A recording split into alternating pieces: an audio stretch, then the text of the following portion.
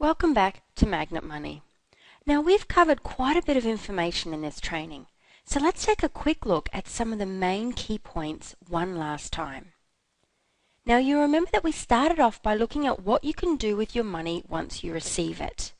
So you can either pay other people or pay yourself first.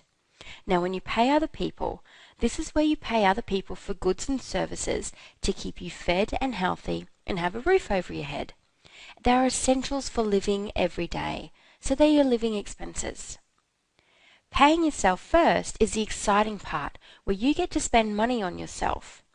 And the Pay Yourself First account is further divided into two sections, where you make money work for you and money for you to spend.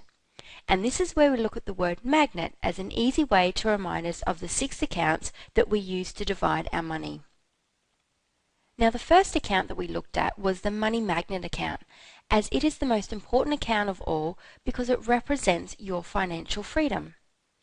Now the main aim of this account is to build it up so much that eventually you're able to live off the income that it produces, which means that you have the choice to continue working or not.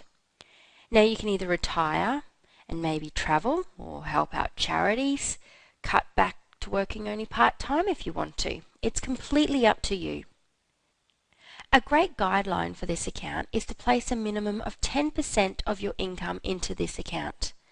Eventually, you want to aim for as much of your income as possible into this account so that you can become financially free much faster. But to start off with, 10% is great. Now there's one simple rule that applies to this account, and that is you never, ever spend this money. You can spend the income from the money on this account, but only when you have enough so that it will pay for your total living expenses. The second account that we looked at was the Adventures and Fun account, and 10% of your income also goes into this account. And if there was any account which gave you balance, then it would be this one. Now, there are 2 rules that apply to this account. You must spend every cent in this account each month, and you also must have fun with it.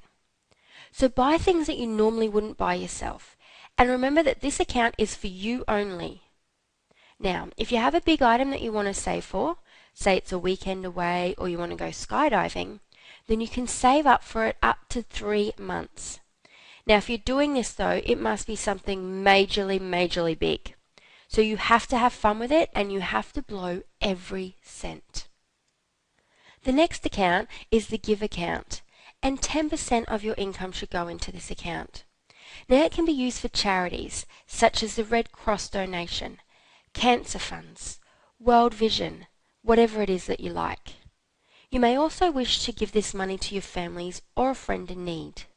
Also, instead of giving money, some people prefer to give their time, such as helping out for charities, and that's fine. But if you're busy and you're finding that other things are going on in your life and you don't have a lot of time, then you may find that time is quite precious and it may be easier for you to give money. But when you're financially free, you can choose to give as much time as you like because you'll have more time to give. The N account stands for Next Goals account, and 10% of your income goes into this one.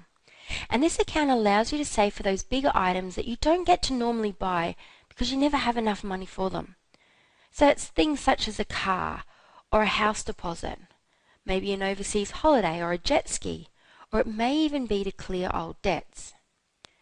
Now, if you have more than one thing that you want to save for, you can have up to 2 of these accounts going at once, as long as the total amount adds up to 10% of your income. And you should also consider labeling these accounts too, so that you know exactly what you're saving for. The last account under Money to Spend is your Education account, and again 10% of your income goes into this one. So this is where you buy courses, and an example may be the Magnet Money system, so this particular course. I mean, you're learning new skills on how to manage your money, aren't you? That will help you to succeed in life? Definitely. Well, what if you're interested in learning about shares or property? Well, there may be a training, or you may need to buy a book, or maybe a game that you want to play to learn about those particular assets. And this is what we refer to as street smart education. So the education account is not just about going to university or paying for going to college or TAFE or a particular course to get you a job. It's also about learning about money and investments, or to gain or enhance any skills that you feel that you need, which will help you make more money or generate more money. Now the remaining 50 to 55% of your income goes into this account, and this is the Today's Essential account. And its purpose is to pay for your living expenses, such as your food, mobile phone bill, electricity, transport, gym, haircuts, etc. Loan repayments such as car loans and credit cards and mortgages also come out of this account, but it's only the minimum amount.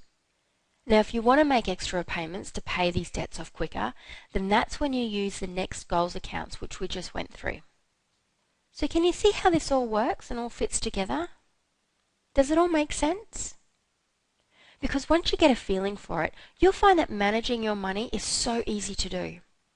And once you start using the system, you may have some questions that could come up. So just simply email us at info@moneytoolkits.com and we'll get back to you with an answer as soon as we can. But for now, let's see how much of this information has actually sunk in. Click on the Magnet Money What Sunk In link below and complete the summary exercise.